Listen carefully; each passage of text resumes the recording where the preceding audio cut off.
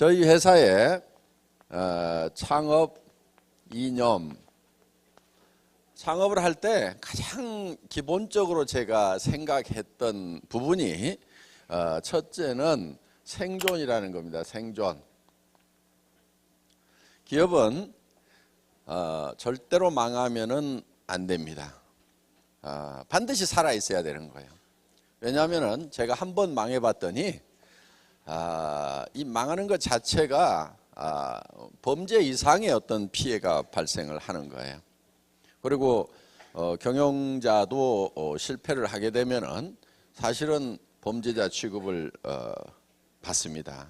그래서 절대로 망하면은 안 되겠다. 그런데 망하지 않으려고 하면은 망하는 이유를 알고 있어야 되고, 그리고 거기에 대한 대비책을 가지고 있어야 된다 하는 거예요. 기업이 망하는 이유는 간단합니다. 비용 때문에 망합니다. 비용이 발생 안 하면은 그냥 문 열어놓고 그냥 계속 가도 돼요. 그런데 이 고정적으로 발생하는 비용 때문에 망하게 된다 하는 거예요. 그래서 이 비용이라는 것이 이제 고정비하고 변동비로 나누게 되는데, 고정비 중에서 예를 들면 가장 큰 게 인건비입니다. 인건비. 그리고 이제 사람이 있으면은 사무실도 있어야 되고, 이런 임대료가 나가게 되고, 기타 등등 회사가 존립하는 데 있어서 필요한 그런 비용들이 나가는데, 이 인건비를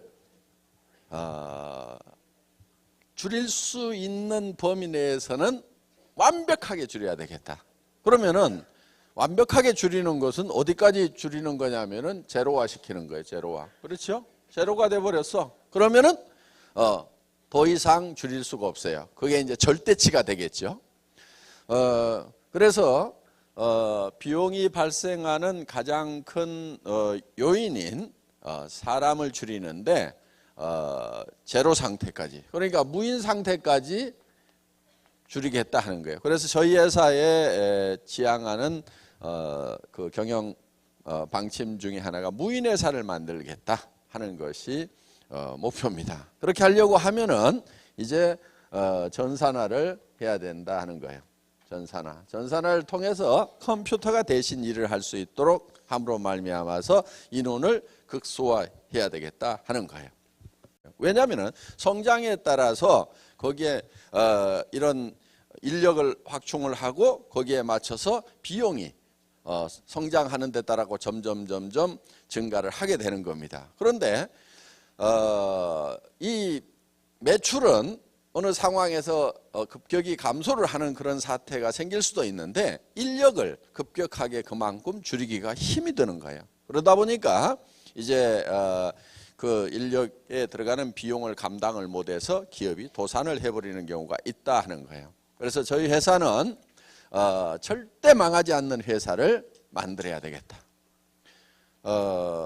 저는 뭐 월급쟁이 시절에도 뭐 공장도 짓고 뭐도 하고 다 잘 했어요. 성공적으로 잘 했는데, 제가 이제 제가 기업을 창업을 해서 인터넷 백화점을 차려 가지고 이 일을 하다가 망했어요. 망한 요인은 지금은 이제 인터넷 쇼핑하고 하는 것들이 아주 일반화되어 있지만은 13년 전, 14년 전만 하더라도 그렇게 일반화되지가 않았었습니다. 그래서 시대를 너무 앞서가다 보니까 시대가 나를 못 따라오는 거예요. 그러다 보니까 쫄딱 망한 거예요. 그래서 기업은 절대로 망하면 안 된다. 그러니까 망하는 원인이 뭐냐면은 바로 비용 때문에 망한다. 저희 같은 회사는 특히 인건비를 줄여야 되겠다. 인건비를 줄이면은 사무실 임대료도 줄일 수 있고 모든 비용들을 다 줄일 수가 있어서 결국은 무인 회사를 만들어야 되겠다. 무인 회사를 만드는 방법은 전산화를 통해서 사람이 없어도 컴퓨터를 중심으로 돌아가는 회사를 만들어야 되겠다 하는 것이 이제 저희가 생존에 대한 기본적인 생각입니다. 자, 두 번째는 속도라는 겁니다. 속도. 자, 이제 생존하니까 존재는 하죠. 그러면은 그 다음에는 성장을 해야 되는데 활성화시키고 하는 개념은 속도의 개념이에요. 그래서 덩치를 키우기보다는 속도를 빨리 하는 것이 굉장히 중요합니다. 자, 이런 개념이에요. 이런 파이프가 있어요. 여기에서도 물이 나오고 여기에서도 물이 나옵니다. A와 B가 있어요. 어느 파이프에서 물이 많이 나올까요? 그런데 다 B라고 생각을 하지만은 여기에다가 속도의 개념을 집어넣어 가지고 여기에서는 사정없이 빠른 속도로 나오는데 여기서는 줄줄줄줄 쏟아져. 그럼 어디가 더 물이 많이 나올까요? A가 더 많이 나올 수 있다 이거예요. 이 파이프의 사이즈는 B용이라고 볼 수가 있고 이 비용은 적게 들이고 속도를 늘림으로 말미암아서 효율을 증대시킨다는 이런 개념입니다. 그래서 이런 인프라를 늘리는 것이 아니고 속도를 증가시킴으로 말미암아서 효율을 높이겠다 하는 그런 이제 효율적인 측면이 있고요. 그 다음에 또 한 가지는 우리가 조직을 성장시키는 방법에 있어서 곱셈의 법칙. 그러니까 보통은 덧셈으로 이렇게 나갑니다. 그리고 우리 머리 구조가요, 더하기 빼기는 아주 능숙하게 정확하게 하는데 곱하기의 개념이 감이 잘 안 잡혀요. 우리의 감각하고 실질적인 곱하기의 결과하고는 차이가 굉장히 많습니다. 예를 들면은 월급을 주는데 오늘 1원, 2일 날은 2원, 3일 날은 4원, 4일 날은 8원 이렇게 해가지고 31일까지만 주면은 월급이 얼만큼 될 것인가 하는 거예요. 계산을 해보면은 20억이 넘어갑니다. 자, 여기 보세요. 네. 그러니까 우리가 생각할 때 오늘은 1원, 그 다음 날은 2원, 그 다음 날은 4원, 8원, 16원, 32원 뭐 이렇게 가면은 사실은 첫날 1원으로 시작했으니까 30일 돼봐야 뭐 몇백만 원 되겠지. 우리 머리는 되게 그렇게 생각을 밖에 감이 안 와요. 그런데 실제로 계산을 해보면은 31일 한 달만 그렇게 가더라도 20억이 넘는 돈이 발생을 한다 하는 거예요. 그러니까 우리의 사업의 성장 속도는 곱셈의 법칙이 적용이 되고 있다 하는 겁니다. 승수가 적용이 되고 있다 하는 거예요. 그렇기 때문에 이게 이제 이 계산이 잘 되는 머리를 가지고 있어야 됩니다. 그래서 뭐를 믿어야 되냐면 자기의 감각을 믿는 것이 아니고 이 수학이 계산해 놓은 이거를 믿어야 되는 거예요. 그러니까 이 세상은 어떻게 보면 수학으로 만들어졌다고 하죠. 어마어마하게 높은 빌딩 짓죠. 한 100m 넘어가는 빌딩 짓죠. 그거 수학으로 계산하니까 그걸 짓는 거예요.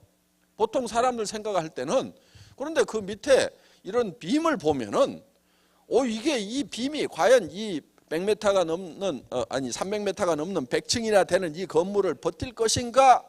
못 버틸 것 같은데 건축 설계하는 사람들은 다 계산을 해서 정확하게 버틸 수 있도록 계산을 해놓은 거예요. 그러니까 그 건물이 버티고 있단 말이에요. 우리가 느끼는 감각하고 실제로 수학적으로 계산을 했을 때하고는 다르다. 그런데 우리는 뭐를 믿어야 되냐면 수학이라는 걸 믿고 가야 된다 하는 거예요. 그래서 내가 어떻게 7천만 원을 버냐 5천만 원을 버냐 말도 안 된다. 여러분들의 감각으로는 말이 안 될 수가 있어요. 그렇지만 여러분들이 믿어야 될 거는 수학을 믿어야 된다는 거예요. 곱셈의 법칙을 믿고 가야 된다는 겁니다. 그렇기 때문에 우리는 엄청난 속도가 난다 하는 거예요. 그래서 평생 20년 30년을 월급쟁이를 해도 700만 원 1000만 원 받기가 힘든데 우리는 정말 3년 5년 만에 그 10배에 다다르는 5천만 원 7천만 원을 벌 수가 있게 된다 하는 겁니다. 그러니까 이거는 수학이기 때문에 가능한 거예요. 수학이기 때문에. 뭘 믿어야 돼요? 내 감각을 믿어야 돼요? 아니면 수학을 믿어야 돼요? 수학을 믿어야 된다 하는 거예요. 자, 세 번째는 우리가 이 조직을 성장을 시킬 때 이거를 전달하는 방법이 병렬로 전달이 된다 하는 거예요. 병렬. 지금까지 이 사업을 전개하는 방법들을 보면은 대개가 직렬로 이렇게 전달이 됐었어요. 그러니까 내가 뭐를 배우고 그 다음 사람한테 배운 것을 또 가르치고 또 가르치고 또 가르치고 이렇게 해온 거예요. 그러다 보니까 이거를 배우는데 몇 달이 걸려요. 그래서 또 가르치고 이렇게 했는데 우리는 이거를 어떻게 하냐면은 동시에 가르치는 거예요. 동시에. 이게 이제 동시에 하는 것이 이런 세미나 시스템입니다. 자, 이번에 와서 들어봤죠? 이거를 배워가지고 그 다음 사람한테 자기가 가르치려고 하면 6개월, 1년 들어야 됩니다. 그래도 안 되는 사람은 끝까지 안 돼요. 자, 그런데 내가 이달에 들어보고 야 이거 괜찮다. 그러면 다른 사람한테 뭐라고 얘기하냐면 가서 들어보자. 그럼 나도 아직 다 안 배웠지만은 그 사람도 같이 앉혀놓고 같이 또 복습을 하고 또 배우는 거예요. 그리고 그 다음에 또 데려와가지고 또 같이 배우고 이렇게 해서 거의 동시에 이 세미나라는 시스템을 통해서 병렬로 동시에 정보를 공급을 해주는 시스템이다 하는 거예요. 그 다음에 또 하나는 두 번째는 방송 시스템이에요. 방송 시스템. 우리는 먼 거리에 있는 사람들이라든가 또 반복 교육을 하는 데는 이 방송 시스템이 굉장히 유효하다 하는 겁니다. 그래서 여러분들이 직접 설명을 하는 것이 아니고 이런 방송 시스템을 여러분들이 활용을 할 수가 있고 그 다음에 이 방송 시스템 중에 VOD가 있어요. VOD. 우리 홈페이지에 들어가면은 여러분들이 VOD가 있고 그거는 스마트폰으로도 바로 다운받아 가지고 여러분들이 이 스마트폰에서도 보여줄 수가 있어요. 우리는 그런 우수한 컨텐츠를 가지고 있어요. 자, 제품 품질이 좋죠. 가격이 싸죠. 그 다음에 회사의 이런 경영 철학이라든가 마인드가 확실하죠. 이런 것들을 전달해 줄 수 있는 내용들이 많아요. 그렇기 때문에 이런 정보 전달 시스템만 갖추게 되면 굉장히 빠른 속도로 우리가 기존의 업체들을 추월해 나갈 수가 있다 하는 겁니다. 그들이 예를 들어서 60년 걸린 것을 우리는 10년, 20년이면 따라잡을 수가 있다 하는 거예요. 자, 이렇게 해서 이런 방송 시스템 이런 것들이 바로 병렬로 사업을 전개를 시키는 겁니다. 그래서 속도가 굉장히 빨라진다 하는 거예요.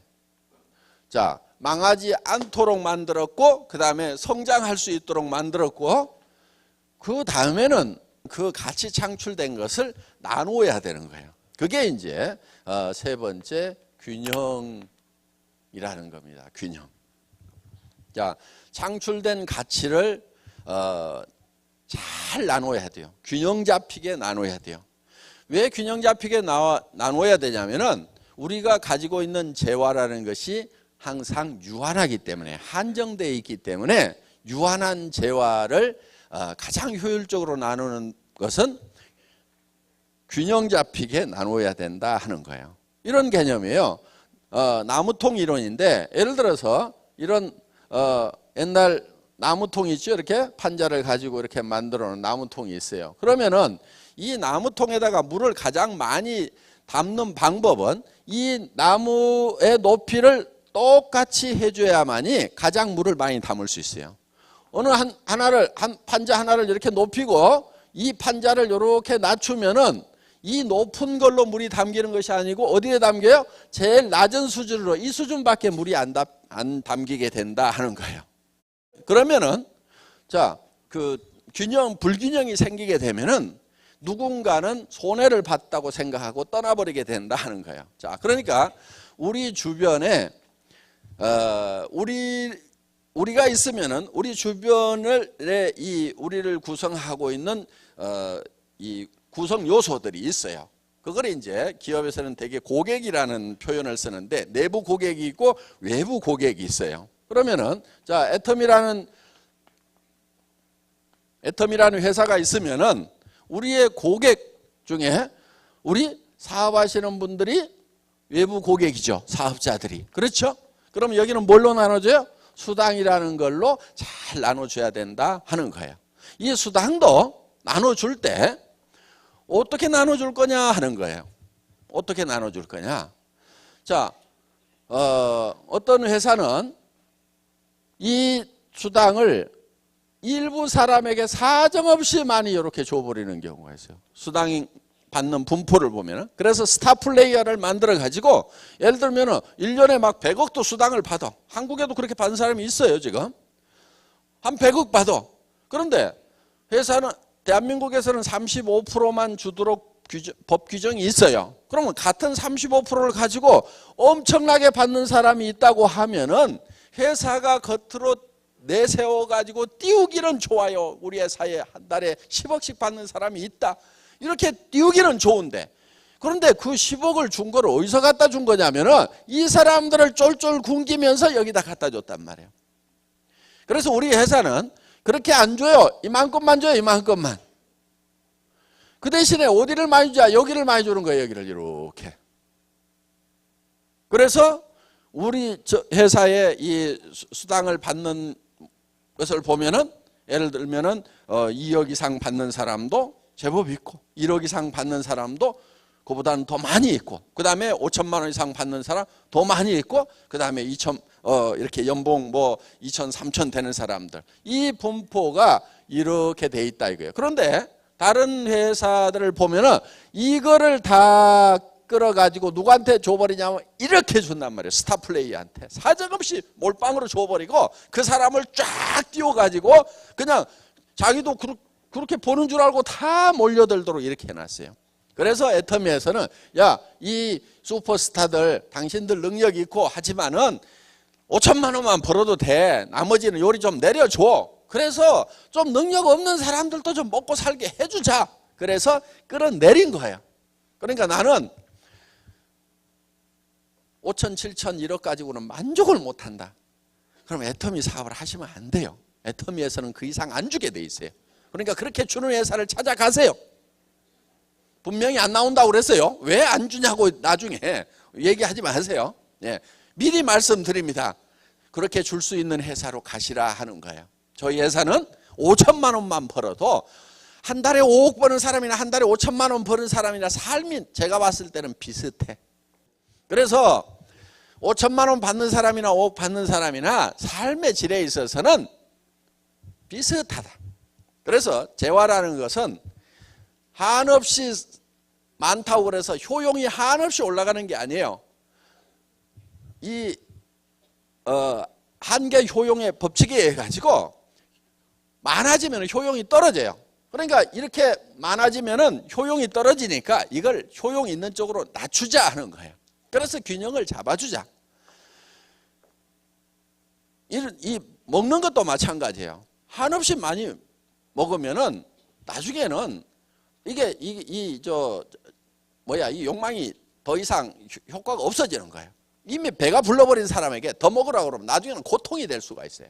그래서 이 돈 버는 것도 없을 때 그때 가장 유용한 거예요. 저는요, 세상에서 제일 큰 돈이 300만 원이더라고요. 제가 살아오는 동안에 제일 큰 돈이 300만 원이었어요. 왜? 몸이 아프고 회사 망해가지고 월세방 살면서 제일 큰 돈이 300만 원. 지금은요, 그 당시에 300만 원을 쓰면서 고민하는 그때 저한테 줬던 스트레스 그 비중은요, 지금 1억을 쓰면서 의사결정하는 것보다도 훨씬 더 힘들게 의사결정을 해야 되는 거예요. 그러니까 지금 저한테 1억이 큰 것이 아니고 제가 월세방 살이 하던 시절에 300만 원이 지금 1억보다도 훨씬 더 큰 돈이에요. 여러분들도 마찬가지일 거예요. 지금 1억보다도 더 큰 돈이 생활비 300만 원이 훨씬 더 커요. 그러니까 여기에다가 효용이 낮은 쪽에다가 이렇게 쌓아놓을 것이 아니고 300만 원 벌 수 있도록 500만 원 벌 수 있도록 이쪽으로 내려주자 이거예요. 그러면은 우리가 가지고 있는 재화의 효용이 전체적으로는 올라가는 거예요. 이걸 극대화시킬 수 있는 거예요. 그래서 한쪽으로 쏠리는 것을 잡아줌으로 말미암아서, 균형을 잡아줌으로 말미암아서 우리 안에 쌓여있는 재화의 효용을 극대화시키겠다 하는 것이 이제 이 수당 체계에 있어서도 균형 감각을 가지고 만든 거예요. 어떻든 그렇게 이제 예를 들면은 초기 사업자한테는 얼마를 줄 것인가. 예를 들면 판매사 가는데 얼마죠? 250만 PV, 250만 PV죠? 이거를 200만 PV로 해가지고 또 시뮬레이션 해보고 150만 PV 해갖고 시뮬레이션 해보고 그 다음에 300만 PV 해갖고 500만 PV 해갖고 수도 없이 시뮬레이션을 해본 거예요. 지금은 250만 되어 있지만 이 숫자를 결정하기까지는 저는 모든 숫자가 다 들어가 있었어요. 그래서 그 다음에 250만 해가지고 판매사 가는 거하고 100만 해가지고 가는 거하고 100만이 더 좋을 것 같죠? 그런데 문제는 뭐냐? 나오는 수당은 그만큼 줄어드는 거예요. 그러면 여기서 도전을 할 만한 가치가 계단처럼 돼 있어야 돼요. 계단, 이렇게 계단이 있죠, 이게. 이 계단이라는 것이 너무 크면은, 아이고, 못 올라가겠다. 안 올라가. 너무 짜잘하게 해놓으면 어떻게 하느냐? 여기서 여기를 안 가. 왜? 올라가 봐야 별 볼 일 없으니까. 그래서 계단의 사이즈를, 크기를 적당하게 잡아내는 거. 도전해서 받으면 상당히 기분이 좋고, 도전을 해볼 만큼 만만하게도 보이고, 요게 이제 숫자가 전부 심리적인 부분까지 다 반영이 돼야 되는 거예요. 그러니까 경영자가 현장에서 뛰어보고 사업을 해보지 않았으면 이런 숫자를 못 만들어내는 거예요. 그런데 저는 사업자도 해봤다고 그랬잖아요. 제가 현장에 감각이 있으니까 어느 정도 계단을 사이즈를 해야 되는지를 만들어낸 거예요.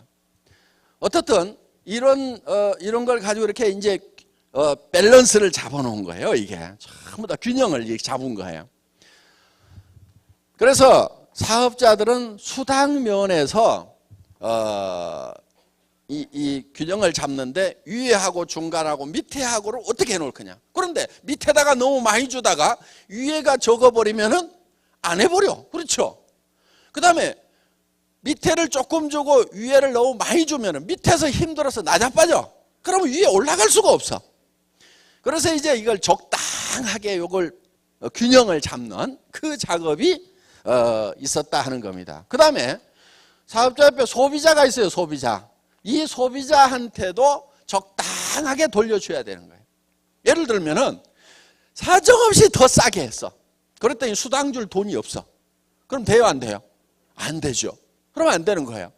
그래서 여기 있는 제품들을 보면은 가장 기본적으로 우리를 받쳐주는 것은 결국은 소비자예요. 그렇죠? 그래서 우리 회사는 사업자가 소매 마진을 붙여서 팔아도 소비자들이 이익이 될 만큼 그만큼 소비자의 이익을 많이 챙겨놨다 하는 거예요. 그래서 우리 사업자들이 회원이 130만이 넘어갔다고 하지만은 실질적으로 대부분은 소비자들입니다. 소비자들. 그냥 물건만 쓰기 위해서 등록하고 회원 등록하면 싸게 쓸 수 있거든. 이러니까 등록한 사람들이 70% 80%예요.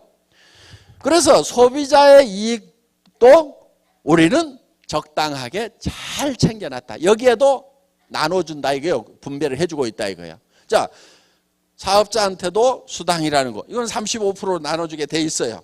35% 나눠주고 소비자한테는 더 좋은 거를 더 싸게 팔고 그러면 그들에게도 이익을 나눠주는 거죠. 자, 그 다음에 여기에 생산자들이 있어요. 이 생산자에게도 이익을 나눠줘야 돼요. 유통업자가 칼자루 쥐고 있다고 그래가지고 사정없이 두들겨 패가지고 다 빨아먹어 버리면은 그럼 생산자가 살아요, 못 살아요? 죽어버려요. 그러니까 그렇다고 생산자가 거품 붙여가지고 바가지 씌우도록 놔두면 절대 안 되죠. 그건 안 되지만은 생산업체가 죽어버릴 만큼 빨아먹어버려도 안 된다 이거예요. 그러니까 여기도 적당하게 균형 잡힌 분배를 해줘야만 된다 하는 겁니다. 이렇게 해서 어떤 재화가 이렇게 쓰이게 되면은 거기에 따른 다시 동기가 유발이 돼가지고 추가적인 액션이 나옴으로 말미암아서 이것이 우리에게 더 큰 이익으로 돌아올 수 있도록 피드백 될 수 있도록 해야 된다 하는 겁니다. 자, 여기에 물류회사라든가 여기에 우리 옆에 이렇게 우리한테 벌어먹고 사는 사람들이 많이 있어요. 이 사람들에게도 이익을 적당하게 나눠줘야 된다 하는 거예요. 그래서 이런 것들이 균형 있게 이렇게 배치가 되면은 여기 있는 사람들이 다 만족을 하고 더 활동을 더 해서 더 많은 부가가치를 창출하고 그거를 또 분배를 시키고, 그러니까 이 균형이라는 것은 이제 경제활동이 부가가치를 창출하는 거, 그거를 분배하는 거, 이 크게는 두 영역으로 이렇게 돼 있다고 하면은 우리가 첫째는 생존해야 되고, 그 다음에 이 속도라는 것을 가지고 우리는 부가가치를 폭발적으로 창출을 시키는 거예요. 그거를 균형 잡히게 분배를 함으로 말미암아서 영속성을 보존할 수 있고, 그 다음에 거기에 따라서 동기부여가 돼가지고 더 큰 이 부가가치 창출할 수 있는 동력으로 활용을 하게 된다 하는 거예요. 그래서 이렇게 많이 받아갖고 남는 사람도 없고, 너무 적게 받는다고 우리한테서 떨어져 나가버리는 사람도 없고, 자, 여기에는 경영자도 있겠죠. 경영자. 그렇죠? 저도 좀 나눠 먹어야 돼요? 안 먹어야 돼요? 안 준다고요? 나 안 해, 그럼 나도. 근데 너무 많이는 안 주더라도 재미가 있을 만큼은 줘야 돼. 그렇죠? 많이 버는 것이 맞다고 그래가지고 한없이 소유를 해야 되느냐? 그건 아니에요. 그거를 다시 2차 분배를 해줘야 되는 거예요. 예를 들면은 장애인 참석해요? 못해요? 못해요. 그 다음에 20세 이하 어린이들 사업 못하게 돼 있어요. 그런데 소년 소녀 가장이야. 그 다음에 연세가 너무 많으셔가지고 여기까지 오시지도 못하는 노인네들도 있어. 그러면 이 시스템에 참여 못하는 사람들에게는 별도의 분배 시스템을 가지고 있어야 된다 이거예요. 그래서 그거는 우리 법인도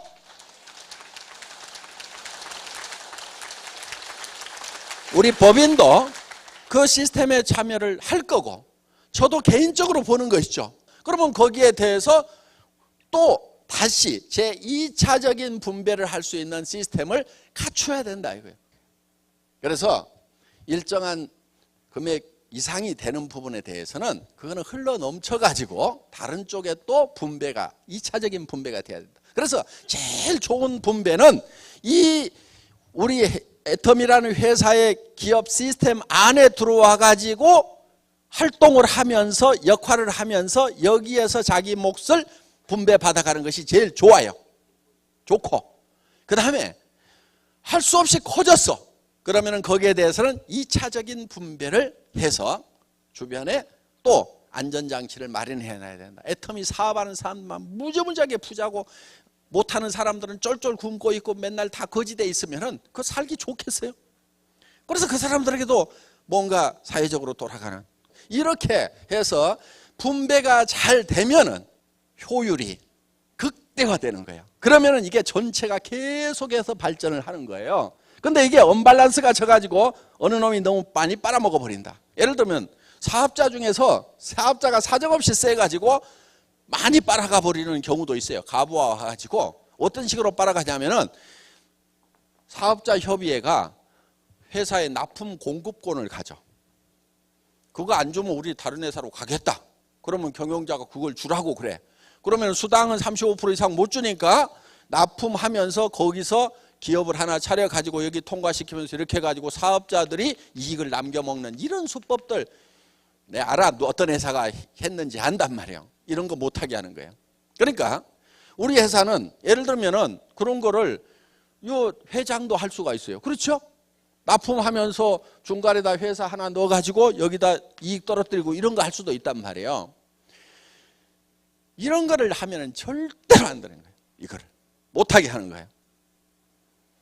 제 아주 친한 분이 이거를 하겠다는 거예요.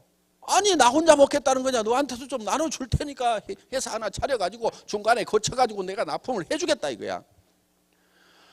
그래가지고는 하겠다는 거. 이 친구하고 내 사이 나빠졌어요. 하지 말아라. 그런데 쟤 변했다 이거야. 쟤 변했다 이거야. 어차피 금 받고 하는데 그 자기가 좀 여기서 해가지고 같이 나눠 먹자는데 얘가 나빠졌다는 거예요. 제가 나빠졌어요? 안 나빠진 거예요. 그래서 너하고 사이 안 좋다네요. 안 좋아졌어. 내가 이렇게 얘기했어. 그거 네가 그거 하면은 내 동생들이 가만히 있겠냐? 그렇죠? 삼촌이 가만히 있겠냐? 조카들이 가만히 있겠냐? 어이 큰아버지 작은아버지 나도 좀 해먹읍시다 하고 벌떼처럼 달라들 건데 누구는 해주고 나는 안 해주냐고. 너하고 원수 안 되려고 내가 이걸 해주면은 주변에 있는 사람들하고 다 원수 된다 이거야. 그러니까 이런 걸 하면 안 되는 거예요. 사업자분들도 뭐 아이템 가져가지고 중간에서 마진 남겨 먹으려고 하는 사람들이 있어요. 그거는요 될 일도 안 돼. 그렇게 하면 안 해버려. 그거는 제가 일부러 그 아이템 안 실었으면 안 실었지 그런 시스템은 절대 안 만들어요. 그러니까 여기에서 역할이 없는데 이 부가가치 창출을 못하는 그런 데다가 누수되는 거 이거를 철저하게 막아야 돼. 첫째는 막아야 돼. 그 다음에 균형 잡힌 분배를 해줘야 된단 말이에요. 그러니까 여기에서 어떤 역할을 하느냐에 따라 가지고 하는 만큼 그만큼을 적당하게 줘야만이 이 효용이 극대화가 될 수가 있다 하는 거예요. 그런 측면에서 지금 우리는 이제 균형이라는 것을 생각을 하고 경영을 하고 있다 하는 겁니다. 여기까지 하도록 하겠습니다. 수고하셨습니다.